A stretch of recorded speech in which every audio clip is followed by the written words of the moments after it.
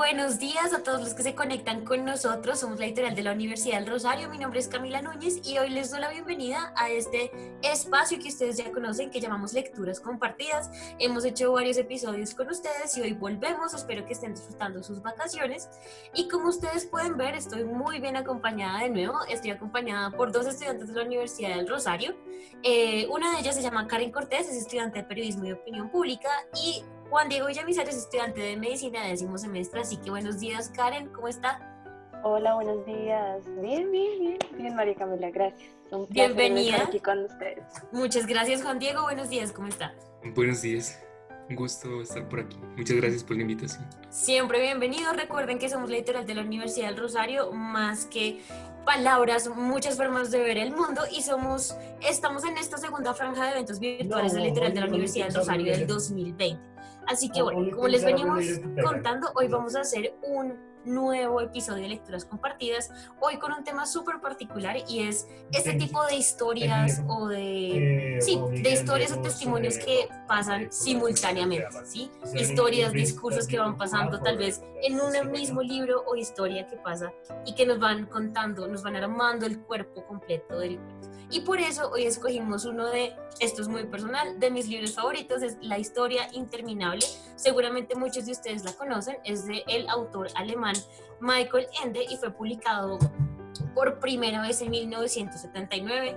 Este libro tiene muchísimas adaptaciones, tiene una película, tiene como 3 películas, la verdad, seguramente muchos de ustedes también conocen la película, y es una de estas historias a las que yo, por ejemplo, siempre vuelvo, no solamente por esa fantasía y ese como cuna que es para la lectura, para el lector que se está entrenando, sino también por esta particularidad en que se cuenta a muchas voces, que es también bien divertido. Entonces voy a darle paso a Karen y a Juan Diego para la lectura, pero antes quiero contarles, esto no es un spoiler, este libro es muy viejo, seguramente ya lo conocen, pero pues el orden de este libro es que se narra siguiendo el orden del alfabeto. Entonces cada capítulo inicia con una letra del alfabeto, y hoy la lectura que vamos a compartir con ustedes es la letra L.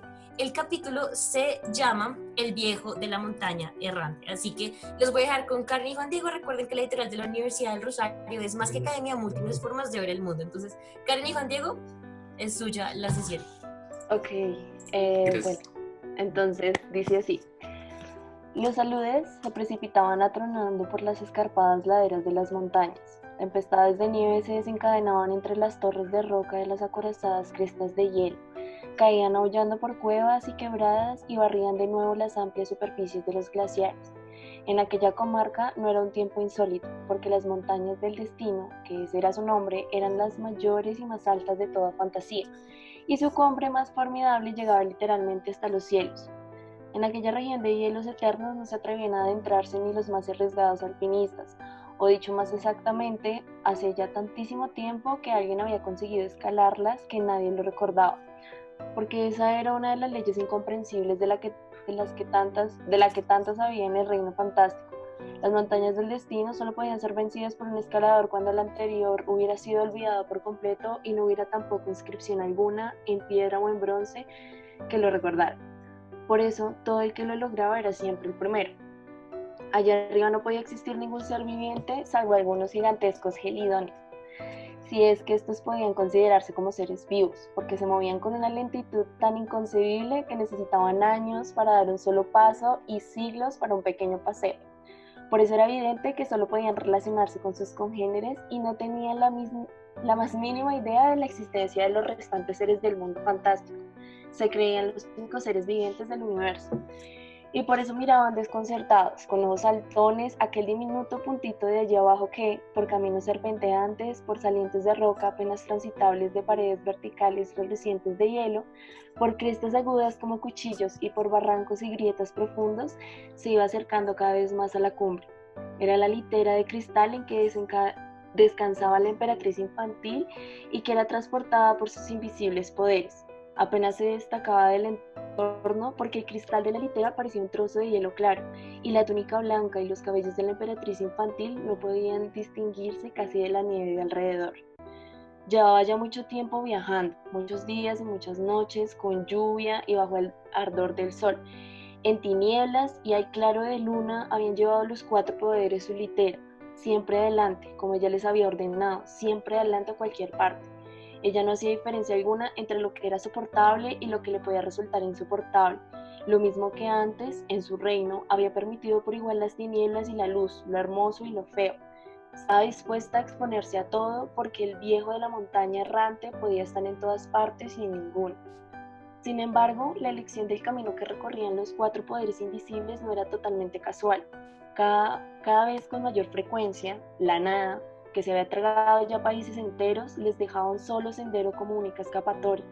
A veces era un puente, una cueva o una puerta a través de los cuales podían escabullirse. A veces eran incluso las olas de un lago o de un brazo de mar, sobre las que los poderes transportaban la litera con su moribunda, porque para aquellos portadores no había diferencia entre mar y tierra. Ya se habían subido finalmente al mundo de picachos erizados de hielo de las montañas del destino y seguían subiendo irresistible e incansablemente. Y mientras la emperatriz infantil no les diera otra orden, seguirían subiendo. Pero ella estaba echada en sus cojines, tenía los ojos cerrados y no se movía. Así estaba ya desde hacía tiempo, y lo último que había dicho era que él, a cualquier parte, que había ordenado al despedirse de la Torre de Marfil. La litera se movía ahora a través de una profunda garganta, un paso entre 2 paredes de roca que apenas distaban entre sí más que la anchura de la litera. El suelo estaba cubierto de nieve esponjosa, que podría tener 1 metro de profundidad, pero los porteadores invisibles que no se hundían en ella ni dejaban huellas siquiera. El fondo de aquella hendidura entre las rocas estaba muy oscuro, porque la luz del día era solo una delgada franja allá arriba. El camino ascendía poco a poco y cuanto más alto subía la litera, tanto más se aproximaba a la franja de luz. Luego, casi de una forma inesperada, las paredes de roca se separaron de pronto por completo, dejando ver una amplia llanura blanca y brillante.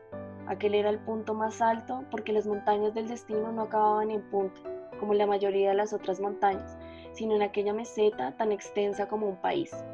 Ahora, sin embargo, se alzaba en medio de aquella superficie, sorprendentemente, una pequeña montaña de aspecto peculiar. Era bastante estrecha y alta, semejante a la Torre de Marfil, pero de un azul luminoso. Se componía de varios picachos de formas extrañas que se elevaban hacia el cielo como gigantescos carámbanos de hielo invertidos, aproximadamente a la mitad de la altura de la montaña, descansando sobre 3 de aquellas puntas, había un huevo del tamaño de una casa. Formando un semicírculo en torno a ese huevo y detrás de él, subían hacia lo alto, como los tubos de un inmenso órgano, unas agujas azules mayores que constituían la verdadera cumbre. El gran huevo tenía una abertura circular que parecía una puerta o una ventana, y en aquella abertura apareció un rostro que miró a la litera. Como si la emperatriz infantil hubiera sentido aquella mirada, abrió los ojos y miró también. ¡Alto!, dijo en voz baja. Los poderes invisibles se detuvieron. La emperatriz infantil se incorporó. Es él, continuó. El último trecho del camino tengo que hacerlo sola. Esperadme aquí, suceda lo que suceda. El rostro de la abertura redonda del huevo había desaparecido. La emperatriz infantil bajó de la litera y se puso a caminar por la extensa llanura de nieve. Era una marcha fatigosa porque iba descalza y la nieve estaba endurecida. A cada paso se rompía la costra de hielo y la nieve dura como el cristal hería sus pies delicados. Un viento helado sacudía su pelo blanco y su túnica. Finalmente llegó a la montaña azul y se detuvo ante los picos lisos como el cristal. De la abertura redonda y oscura del gran huevo surgió una larga escala, muchísimo más larga que la que hubiera podido contener realmente el huevo. Por fin la escala llegó hasta el pie de la montaña azul y cuando la emperatriz infantil la cogió, vio que se componía totalmente de letras que colgaban unas de otras y que cada uno de sus peldaños era una línea. La emperatriz infantil comenzó a subir por ella y mientras trepaba escalón por escalón, iba leyendo al mismo tiempo las palabras. Vuelve, vete, esto no es ningún juguete. No me subas, vuelve atrás, no podrás llegar jamás. El camino está cerrado y yo bien te he aconsejado. Si te encuentras con el viejo, tarde llegará el consejo. Los principios son los fines. Vuelve atrás, no desatines, pues si alcanzas la abertura, llegarás a la locura.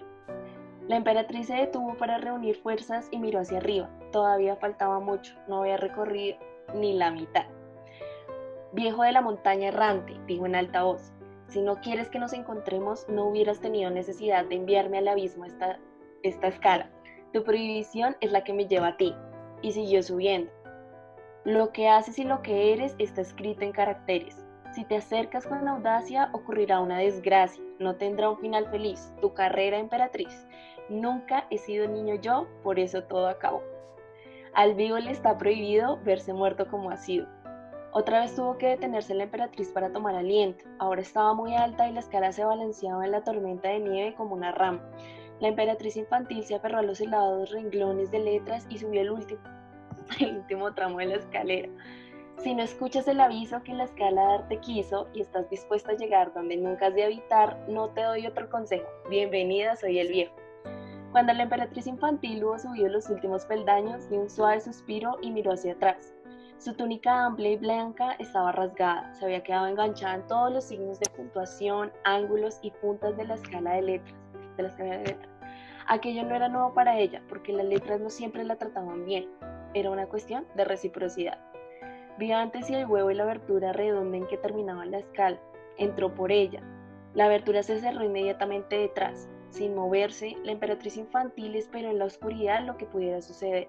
Sin embargo, al principio no pasó nada, en mucho tiempo. «Aquí estoy», dijo ella por fin en la oscuridad, en voz baja. Su voz resonó como en un gran salón vacío, o había sido otra voz mucho más profunda la que le había respondido con las mismas palabras. Poco a poco se pudo ver en las tinieblas un resplandor rojizo y débil. Salía de un libro que, cerrado, flotaba en el aire en el centro de la estancia de forma de huevo. Estaba inclinado, de forma que ella podía ver su encuadernación. Tenía las tapas de color cobre y lo mismo que en la alhaja de que la emperatriz infantil llevaba al cuello, también en el libro se veían dos serpientes que se mordían mutuamente la cola formando un óvalo. Y en ese óvalo estaba el título. La historia interminable. La cabeza de Bastián le daba vueltas. Era exactamente el mismo libro que estaba leyendo. Lo miró otra vez. Sí, no había duda. El libro que tenía en las manos era el libro del que se hablaba. Pero, ¿cómo podía aparecer este libro dentro de sí mismo? La emperatriz infantil se había acercado y miraba. Al otro lado del libro flotante, el rostro de un hombre iluminado desde abajo por las abiertas hojas con un resplandor azulado. Aquel resplandor salía de las letras del libro, que eran de color verde mar. El rostro del hombre parecía la corteza de un árbol viejísimo, por lo lleno que estaba de surcos. Tenía la barba larga y blanca y sus ojos estaban tan hundidos en cuevas oscuras que no se podían ver.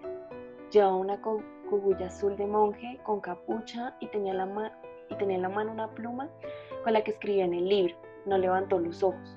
La emperatriz estuvo largo tiempo en silencio, mirando. En realidad, lo que hacía el hombre no era escribir, más bien deslizaba la pluma lentamente sobre las páginas en blanco y las letras de la palabra se formaban por sí solas, como si surgieran del vacío. La emperatriz infantil leyó lo que ponía y era exactamente lo que en aquel momento estaba ocurriendo. Es decir, la emperatriz infantil leyó lo que ponía. «Escribes todo lo que ocurre», dijo ella. «Todo lo que escribo ocurre», fue la respuesta. Y otra vez era aquella voz profunda y oscura que ella había escuchado como un eco de sus propias palabras. Lo curioso era que el viejo de la montaña errante no había abierto la boca. Había notado sus palabras y las de ella, y ella las había oído como si solo recordase que él acababa de hablar. «¿Tú y yo?», preguntó, «y toda fantasía. ¿Todo está anotado en ese libro?».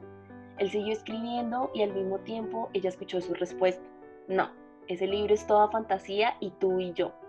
«¿Y dónde está el libro?». «En el libro», fue la respuesta que él escribió.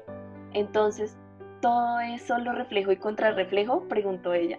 Y él escribió mientras ella le oía decir: «¿Qué se ve en un espejo que se mira en otro espejo? ¿Lo sabes tú, señora de los deseos, la de los ojos dorados?».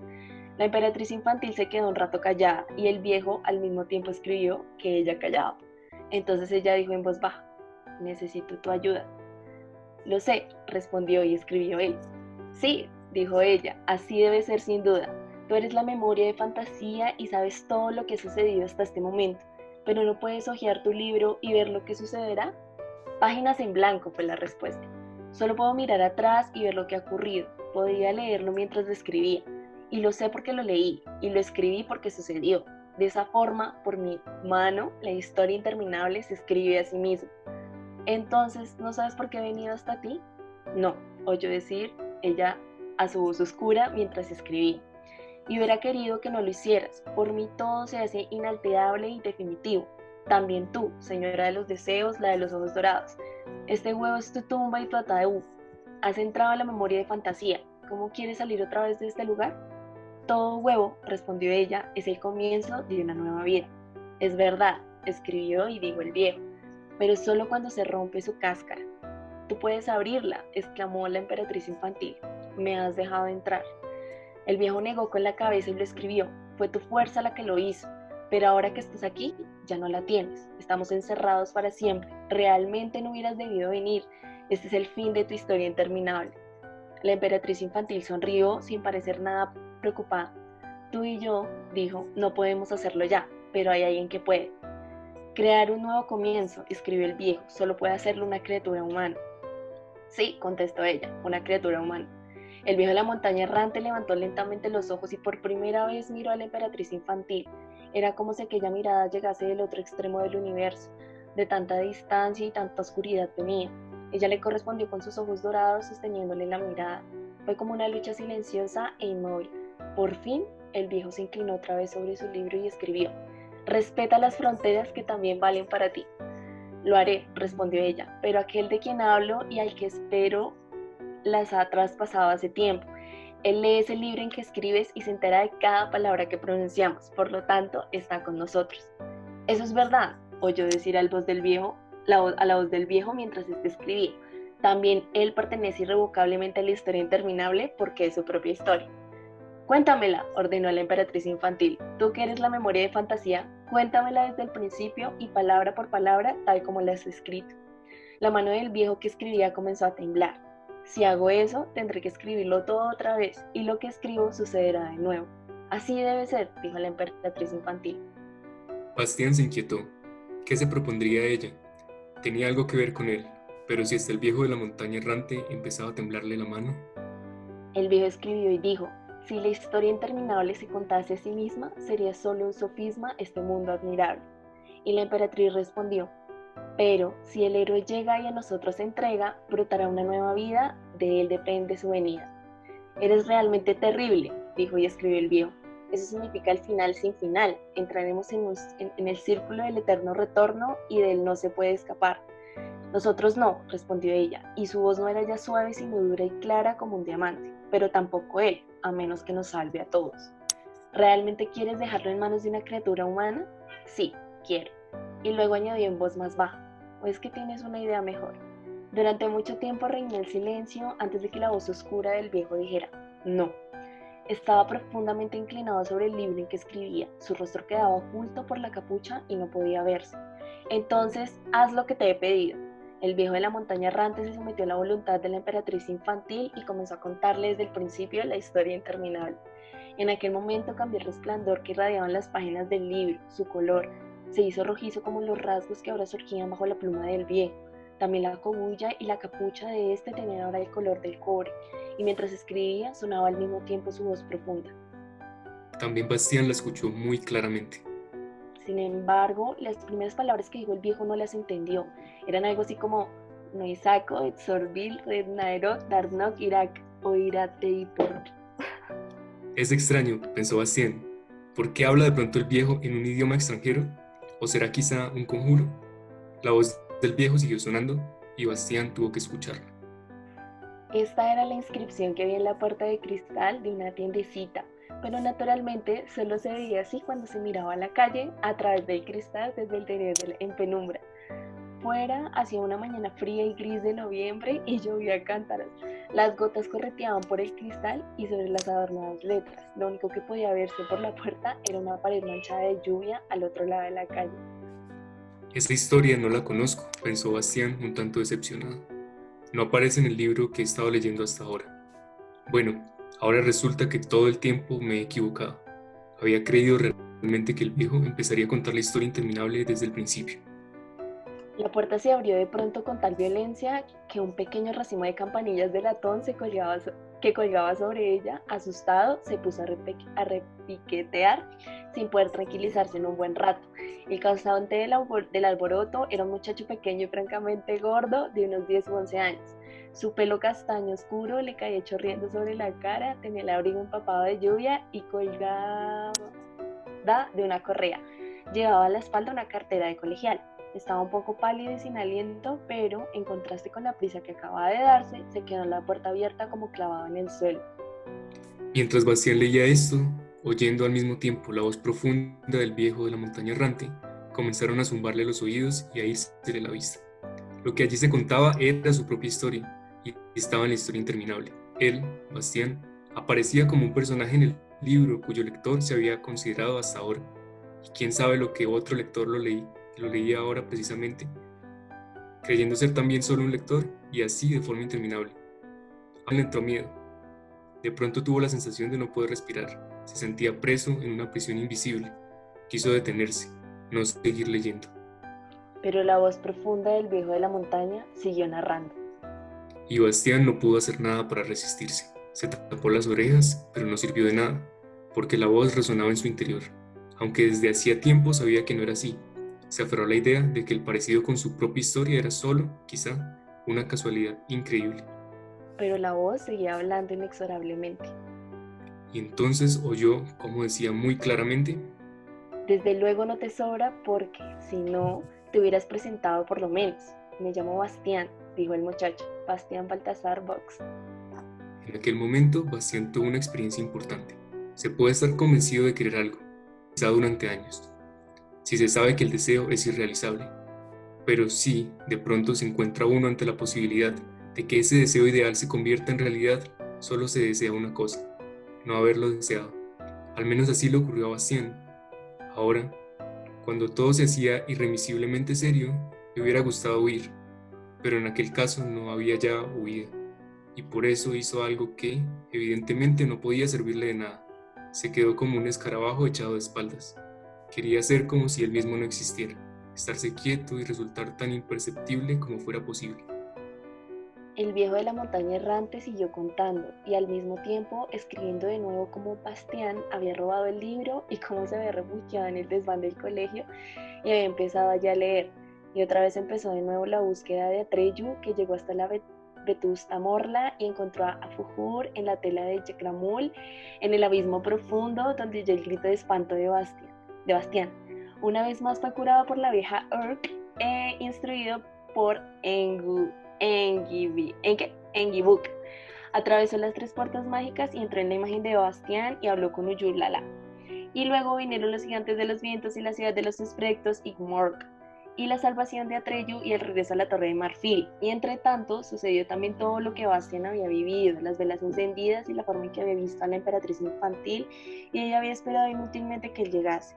Y una vez más ella se puso en camino para buscar al viejo de la montaña errante, una vez más subió la escala de letras y entró en el huevo, y otra vez se desarrolló, palabra por palabra, toda la conversación sostenida por los dos, que terminaba cuando el viejo de la montaña errante empezaba a escribir y contar la historia interminable.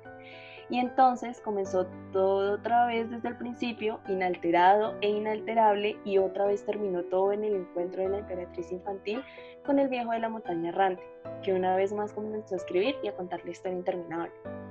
Y así seguiría durante toda la eternidad, porque era totalmente imposible que algo cambiara en el desarrollo de los acontecimientos. Solo él, Bastián, podía intervenir, y tenía que hacerlo si no quería permanecer encerrado también en aquel círculo. Le pareció como si la historia se hubiera repetido ya 1000 veces.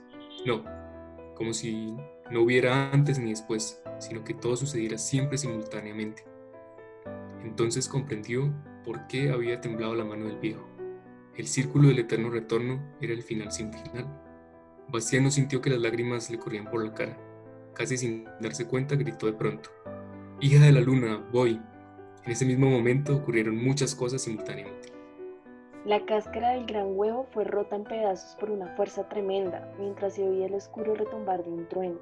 Comenzó a soplar un viento tempestuoso, que surgió de las páginas del libro que Bastián tenía sobre las rodillas, de forma que esas páginas empezaron a revolotear desordenadamente. Bastián sintió la tormenta en el pelo y el rostro. Se quedó casi sin aliento. Las llamas de las velas del candelabro de 7 brazos danzaron y se pusieron horizontales. Y entonces un segundo viento tormentoso, más poderoso aún, agitó el libro y apagó todas las luces. El reloj de la torre dio las 12. Fin del capítulo. Excelente, Karen y Juan Diego, muchísimas gracias. Estuve súper entretenida todo el rato recordando este capítulo. Creo que hicieron un excelente trabajo. Recuerden a todos los que nos están viendo que estábamos haciendo una lectura compartida del capítulo L de la historia interminable. Teníamos a dos voces maravillosas guiándonos por la historia. Karen era, por supuesto, la voz del viaje que estaba haciendo la emperatriz infantil en la historia interminable, y Juan Diego nos ayudó haciendo la voz y la experiencia de Bastián, que luego, como ustedes se dieron cuenta, se unieron y se convirtieron en esta gran experiencia que compartimos hace un momento. Muchísimas gracias, Karen y Juan Diego. ¿Qué les pareció esta experiencia? ¿Cómo encontraron este capítulo, Karen? Bueno, pues yo estaba súper emocionada porque yo ya previamente ya le he echado una leída y pues justamente estaba en ese momento en que todo empezaba como a entremezclarse, ¿no? Como Bastián empieza a sentir que el personaje del libro empieza a escucharlo a él, como que empieza a mezclarse como la realidad, entonces uno se empieza a preguntar, pues, qué es lo que está pasando, ¿no? Entonces, finalmente, pues, mis dudas se respondieron como en este capítulo, y es que, o bueno, pues, tengo muchas dudas, ¿no? Pero, y es que Bastián hace parte también de la historia, ¿no? Entonces, es un poco emocionante leer eso, leer ese capítulo, la verdad. Completamente de acuerdo. Juan Diego, ¿qué le pareció?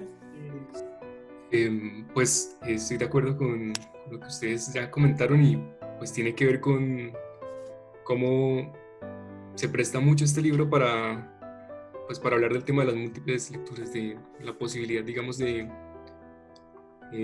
con una misma temática y con una misma narración hacer referencia a muchos fenómenos que a lo largo del tiempo uno lo va releyendo y pues va encontrando cada vez más contenido, lo va relacionando con otras cosas que ha ido leyendo. Pues en este caso, digamos que yo pienso mucho en dos cosas particularmente, como en el proceso creativo, en como la narración misma, y también en la lectura como un proceso de creación.